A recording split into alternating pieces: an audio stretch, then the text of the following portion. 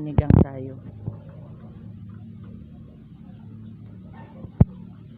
Ito tayo ng upload. Wala kayo. Gusto kayo mag-upload ng pag-upload o yun.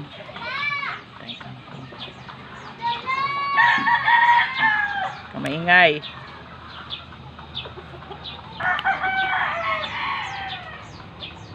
Isang banyera lang ito, pero lagi ko na itong harvestan na sama sa pa.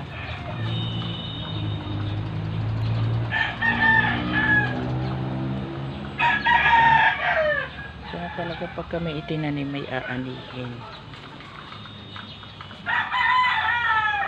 Kailangan kasi nung apo ko may sabaw, pero hindi naman nakakaawang kumain. Kailangan may sabaw.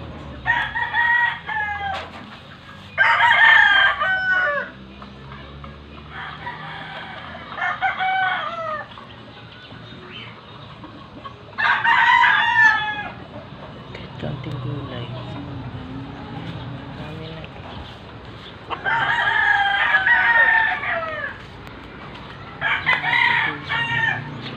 Malapit nang mahinog ito ulit. Malapit nang mahinog. Oh.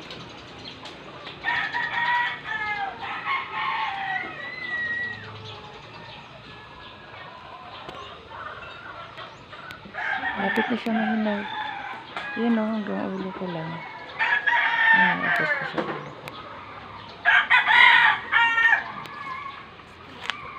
Meron akong puno dito ng papaya na pinamimigay ko lang ito pag kami nahingi. Wala na. Naubos na ng kapitbahay. O, ayan na lang. Meron pa naman. Ayan na. Matagal-tagal pa. Meron naman tayo dito. Ay, bunga na yung saging natin. Ayan. Ito na ba?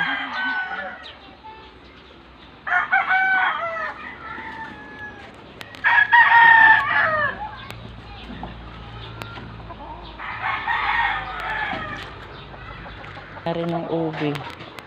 Ayan. Ubi na to.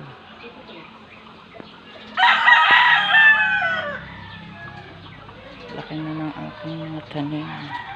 Ang aking salay, ang laki na rin.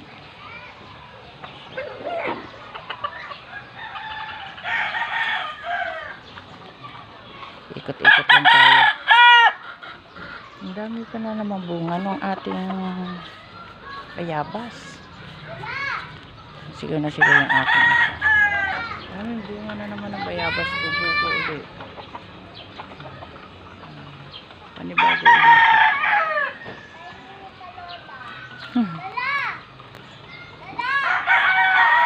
Ito yung aking dwarf. Malapit na rin yung magbunga. Dwarf. May isa pang puno dito. Tandaan nyo yung aking papaya na napinutol. Ayan, itinanim ko ng panibago. Nabuhay naman siya. Ayan o. Kaya lang pa siya malungkot. Ayan.